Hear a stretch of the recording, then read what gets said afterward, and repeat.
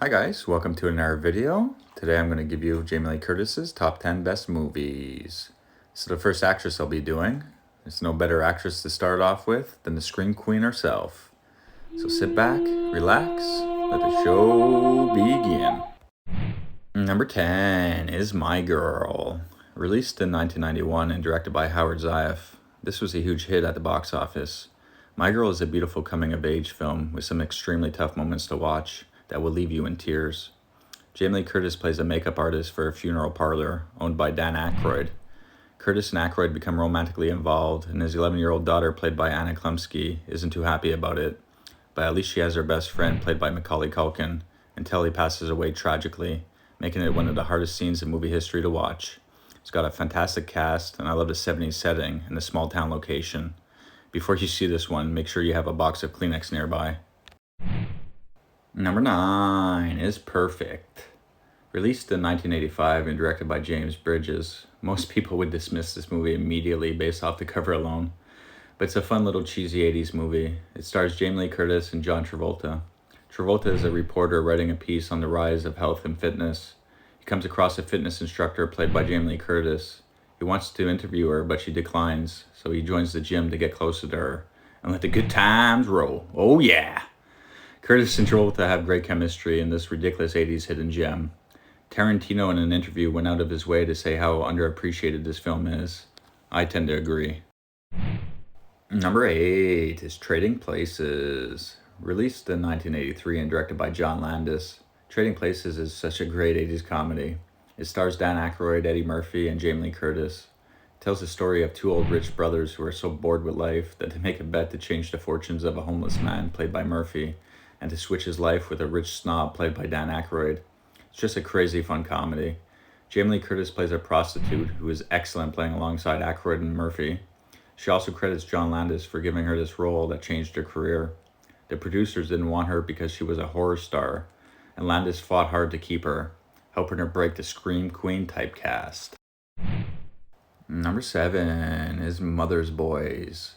Released in 1993 and directed by Yves Simoneau, this is a great hidden gem. Jamie Lee Curtis walks out on her husband and 3 children, and a few years go by and she shows up out of the blue expecting that everything will go back to normal. But her husband, played by Peter Gallagher, is already falling in love with someone else. But Jamie Lee Curtis just won't take no for an answer. It's a great movie with a very good cast. Check this one out, guys. And a fun fact, in the first Scream movie, you can see the movie poster in the video store. Number 6 is John Carpenter's The Fog. Released in 1980, I love The Fog, and after the success of Halloween, Carpenter was surprised that Curtis was only getting offered television work, so he quickly casted her for The Fog to help further her career. The Fog is perfect in atmosphere. I like the cast all around. I love the filming locations, and Carpenter delivers another excellent score. Jamie Lee Curtis is great. She's not the main star like Halloween, but The Fog is another fun Curtis Carpenter collaboration. Number 5 is Halloween 2. Released in 1981 and directed by Rick Rosenthal, although Carpenter did direct some scenes in post-production, along with writing, producing, and scoring the film. I've always loved this sequel. I love that it continues on from where part 1 left off. The atmosphere and hospital location are perfect. This would be Jamie Lee Curtis's last horror film up until she returned for H2O. Halloween 2 isn't nearly as good as the original, but it's a very good film that I've seen a ton in my life. Number 4 is A Fish Called Wanda. Released in 1988 and directed by Charles Crichton, this is such a fun, fast-witted comedy with a very talented cast, including Kevin Kline, John Cleese, along with Jamie Lee Curtis. 4 people rob a jewelry store successfully and afterwards try to double-cross one another. It's a fantastic comedy, and it was a huge hit at the box office. There was a semi-sequel called Fierce Creatures, but it wasn't nearly as good. Number 3 is Forever Young. Released in 1992 and directed by Steve Miner, Curtis and Miner would later go on to work again together on H2O. Forever Young was a big hit. I love this movie. They don't make them like this anymore.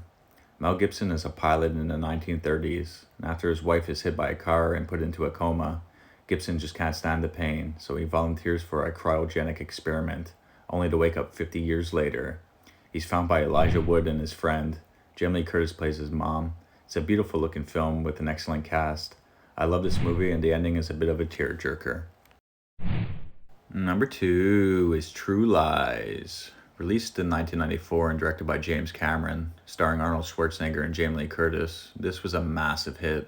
This may be the only Schwarzenegger film that you don't think of an Arnie scene first when you mention True Lies. 9 times out of 10, Jamie Lee Curtis's strip scene is the first thing to come up. She's fantastic in this film. Not many actresses would have the confidence to play this part, but Curtis is excellent. True Lies is a great 90s action film. Her chemistry with Schwarzenegger is just so much fun to watch. Definitely one of her best roles of her career. Number 1 is John Carpenter's Halloween. Released in 1978, this masterpiece is what started it all for Jamie Lee Curtis. Laurie Strode is her most iconic role that she still continues to play today. I love this movie so much, it's perfect. The scene where Michael appears behind her is genius. The music, not only the main theme, but all of the pieces of music that make up the whole score is equally genius. John Carpenter's Halloween is a masterpiece, and Jamie Lee Curtis definitely owes Carpenter a career. Anyways, so that's the list, guys. Let me know what you think. Thanks for watching. Take care. Bye.